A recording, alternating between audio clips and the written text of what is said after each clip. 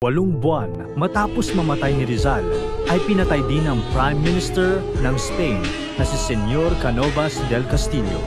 Ano ang kinalaman ni Rizal sa kanya? Paano ito nangyari?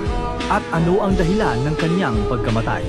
Sasagutin natin yan sa video na ito. September 1896, sumakay si Rizal sa bangkang Isla de Panay, paalis ng Dapitan, kung saan siya pinatapon at tumira sa loob ng 4 na taon.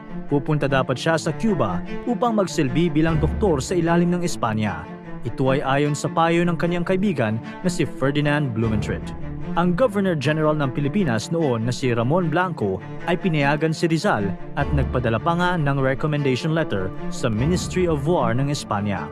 Sinabi sa liham na, sa nakaraang 4 na taong pananatili ni Rizal sa Dapitan, naging isang huwaran siya. Sa aking opinyon, karapat-dapat lamang na siya ay palayain sapagkat siya ay walang kasalanan.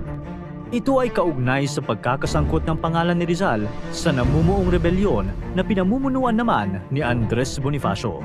Nauna nang sinabi ni Rizal na salungat siya sa planong ito ni Bonifacio.